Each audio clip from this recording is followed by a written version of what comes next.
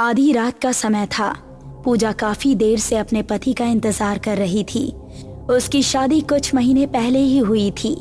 वो और उसका पति 2 दिन पहले ही इस घर में शिफ्ट हुए थे। पता नहीं इन्हें आने में कितनी देर लगेगी।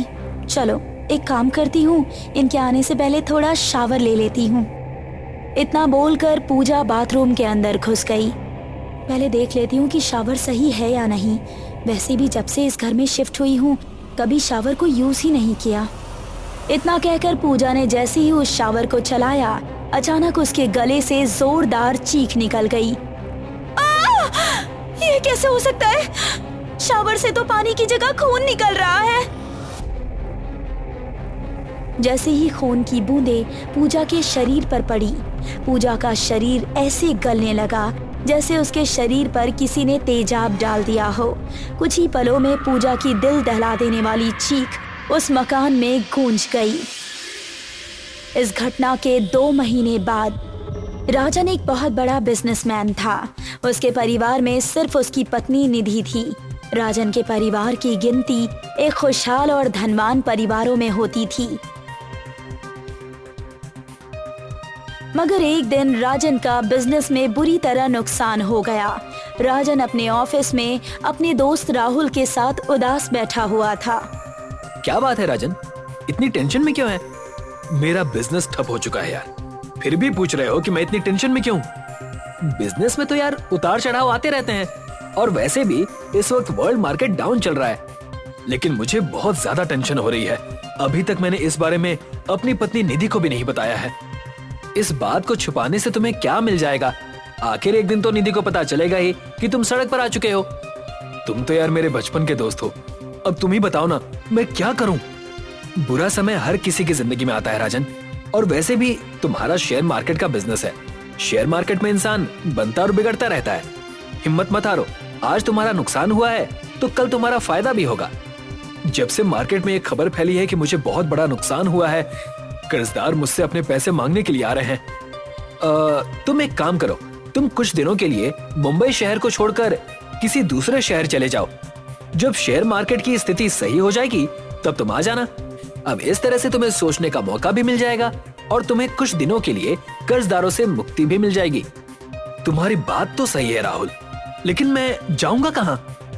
अरे खंडाला में जो मैंने बंगला खरीदा था, तुम वहां क्यों नहीं चले जाते? वैसे भी पूजा के जाने के बाद वो बंगला खाली ही पड़ा हुआ है। राहुल की बात सुनकर राजन राहुल को गौर से सवालिया भरी नजरों से देखने लगा, जैसे कि वो राहुल से कोई बात कहना चाहता हो मगर शब्द उसकी जुबान पर नहीं आ पा रहे हो। राजन के देखने के अंदाज से राहुल समझ गया कि राजन उससे क्या कहना चाहता था। चिंता मत कर, ऐसा कुछ नहीं होगा। मेरी पत्नी की मौत सिर्फ एक हादसा थी। उसका हमारे साथ घटी उस घटना से कोई लेना देना नहीं है। अगले दिन राजन अपनी पत्नी को लेकर खंडाला चला गया। खंडाला वाले बंगले को देखकर उसकी पत्नी निधि बहुत खुश हो गई। वाह राजन, ये बंगला तो बहुत ही खूबसूरत है। अगर मुझे पहले पता होता कि तुम घूमने के लिए यहाँ आने वाले हो तो मैं मार्केट से ढेर सारी शॉपिंग कर लेती। वैसे निधि, बंगला मेरा नहीं, मेरे दोस्त राहुल का है। क्या फर्क पड़ता है, तुम्हारा हो या तुम्हारे दोस्त का? फिलहाल तो जब तक मैं इस घर में हूँ तब तक तो ये बंगला मेरा ही हुआ ना। लेकिन राजन, तुम्हें एक काम करना पड़ेगा। कौन सा काम? अरे यहाँ तुम्हें एक काम वाली बाई को पकड़ कर लाना होगा। अब जाहिर सी बात है कि मैं यहाँ साफ सफाई तो नहीं करूँगी। हाँ, साफ सफाई तो काम वाली बाई ही करेगी ना। राजन वहाँ से चला गया। कुछ घंटे बाद राजन एक बूढ़ी औरत को वहाँ पर लेकर आया। बड़ी मुश्किल से तो ये बूढ़ी काम वाली मिली है। कोई भी इस बंगले में आने को तैयार ही नहीं था। लेकिन ऐसा क्यों? इस बंगले में आखिर ऐसे क्या कांटे लगे हुए हैं? वो बूढ़ी औरत बहुत ही रहस्यमयी अंदाज में बोली, मेम साहब, मैं यहाँ सिर्फ शाम तक ही रहूंगी। शाम होने के बाद मैं यहाँ से चली जाऊंगी। मुझे कोई प्रॉब्लम नहीं है। वैसे भी तुम्हें रात को रोकने का कोई शौक नहीं है मुझे। जाओ अपने काम पर लग जाओ। बूढ़ी नौकरानी अपने काम पर लग गई। निधि राजन के लिए खाना बनाने लगी। निधि खाना बना ही रही थी कि तभी उसके कानों में बाथरूम में शावर चलने की आवाज टकराई। अरे कांताबाई, सुनती हो क्या? जाओ देखो जरा, बाथरूम में शावर खुला हुआ है। हो सकता है साहब नहाकर शावर को बंद करना भूल गए हो। जी मैम साहब, अभी जाकर देखती हूँ। कांताबाई जैसे ही बाथरूम के अंदर गई तो सामने का दृश्य देखकर उसके हलक से एक जोरदार चीख निकल गई। उसने देखा कि शावर से खून निकल रहा था और शावर के नीचे एक महिला खड़ी हुई नहा रही थी, जिसके धड़ से उसका सिर गायब था। कांताबाई की चीख सुनकर राजन और निधि दौड़ते हुए बाथरूम के अंदर आ गए। क्या हुआ कांताबाई, तुम चीखी क्यों? साहब जी, अभी इस शावर के अंदर से पानी नहीं बल्कि खून निकल रहा था। क्या बकवास कर रही हो तुम? अगर खून निकल रहा था तो कहाँ है खून? इससे तो पानी ही निकल रहा है। इतना कहकर निधि ने शावर बंद कर दिया। मेरी बात का यकीन मानिए मेम साहब, एक महिला जिसके धड़ से सिर गायब था शावर के नीचे निकल रहे खून से नहा रही थी।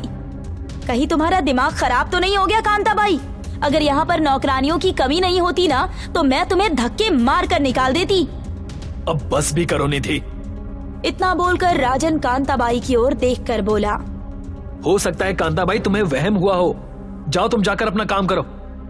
ठीक है साहब, मैं जाती हूँ, लेकिन मैं इस बाथरूम में अब दोबारा कभी नहीं आऊंगी।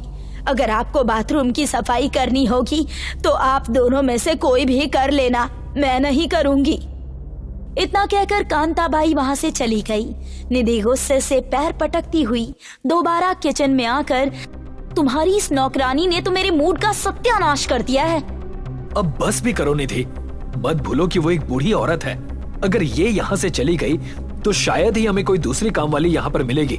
फिर ये मत कहना कि सारा काम मुझे खुद ही करना पड़ रहा है।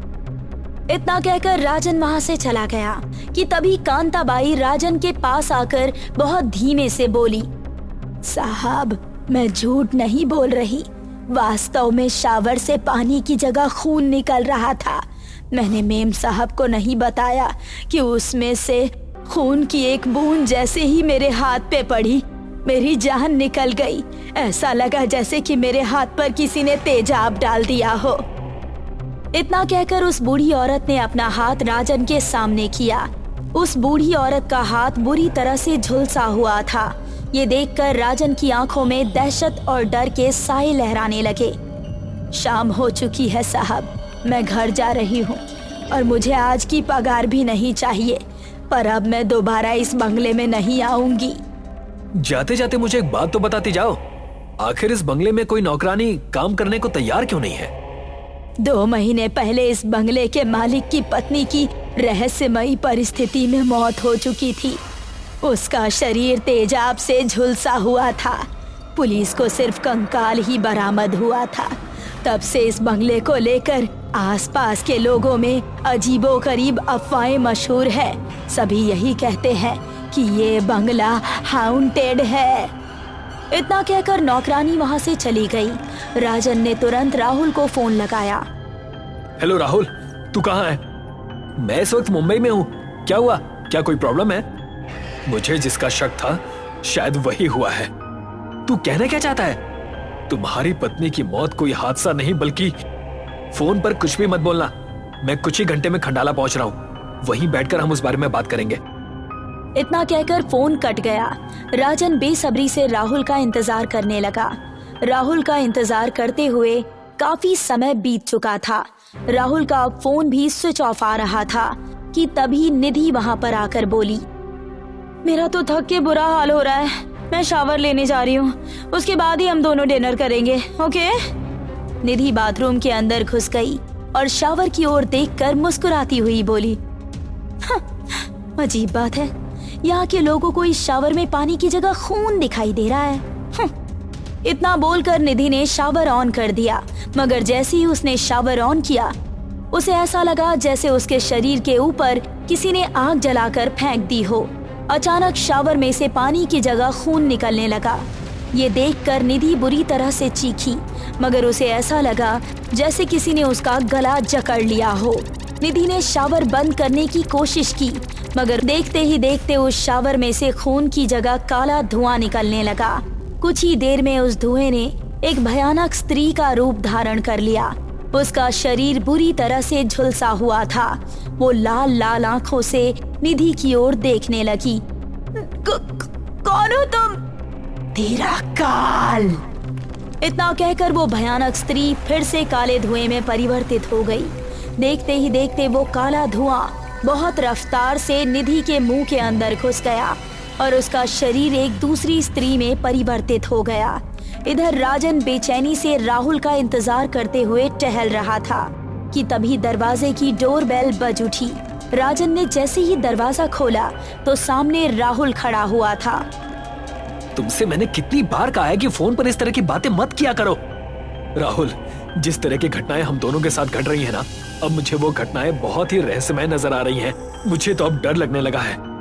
ऐसा क्या हो गया? यार तुम खुद ही सोचो, पहले तुम्हारी पत्नी की रहस्यमय तरीके से मौत हो जाती है और अचानक से मेरा बिजनेस बर्बाद हो जाता है। अरे ऐसा कुछ नहीं है राजन, तुम्हारा दिमाग खराब हो गया है। कितनी बार तुमसे कह चुका हूं कि हम दोनों ने जो कुछ भी किया वो करना हमारी मजबूरी थी, क्योंकि हमारी बेईमानी उसके सामने आ चुकी थी।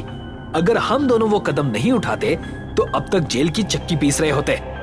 राहुल ने इतना कहा ही था कि तभी उन दोनों के कानों में निधि की दिल दहला देने वाली चीख टकराई। क्या हुआ? ये तो भाभी की चीख थी। कहाँ है भाभी? मुझे तो याद ही नहीं आ रहा यार। शायद वो बाथरूम में शावर लेने गई थी और उसे गए हुए काफी टाइम हो गया है। चलो चलकर देखते हैं, कहीं बाथरूम में उनका पैर वरना फिसल गया हो। इतना कहकर वो दोनों बाथरूम के अंदर चले गए, मगर सामने का दृश्य देखकर उनकी आंखें दहशत और डर से फटी की फटी रह गई। उनके सामने एक दूसरी लड़की खड़ी हुई रहस्यमयी अंदाज में मुस्कुराकर देख रही थी। ये कैसे हो सकता है? तुम तो दिशा हो। मैंने और राजा ने तुम्हें इसी बाथरूम में जान से मार दिया था। तुमने बिल्कुल सही कहा। पानी की टंकी में तुमने पानी की जगह तेजाब डाल दिया था और जैसे ही मैंने शावर ऑन किया मेरा शरीर बुरी तरह से झुलस गया और मेरी मौत हो गई। मगर मेरी आत्मा अभी भी इस शावर के अंदर मौजूद है। मेरी आत्मा को मुक्ति तुम दोनों को मार कर ही मिलेगी। हमें माफ कर दो। अगर हम ऐसा नहीं करते तो तुम हमारे बारे में पुलिस को सब बता देती कि हमने तुमसे जो करोड़ों रुपए उधार लिए थे वो हम तुम्हें लौटाने के लिए तैयार ही नहीं थे। तुम दोनों मेरे बिजनेस पार्टनर थे। मैंने तुम पर कितना भरोसा किया और उसके बदले में तुमने मुझे क्या दिया? दर्दनाक मौत। यहाँ तक कि तुमने धोखे से साइन करवाकर मेरे इस बंगले को भी हड़प लिया और अब तुम भी मेरी इस तड़प को महसूस करोगे जैसे मैंने महसूस किया था। इतना कहकर दिशा अपना मुंह खोलकर बुरी तरह से चीखी। अचानक एक काला धुआं उसके मुंह से निकलकर बाथरूम के इर्द गिर्द मंडराने लगा। निधि का शरीर मृत अवस्था में बाथरूम में ही गिर गया और देखते ही देखते बाथरूम का शावर ऑन हो गया और उसमें से खून की बौछार निकलने लगी। जैसे ही वो खून की बौछार राहुल और राजन के शरीर पर पड़ी, उन दोनों के शरीर बुरी तरह से झुलस गए। दूसरे दिन पुलिस को उन तीनों की लाशें बाथरूम में मिली। पिछली बार एक औरत की लाश बाथरूम में झुलसी हुई मिली थी और इस बार एक नहीं बल्कि 3 लाशें इस बाथरूम में मिली हैं। समझ में नहीं आता कि ये तीनों आखिर बाथरूम में कर क्या रहे थे।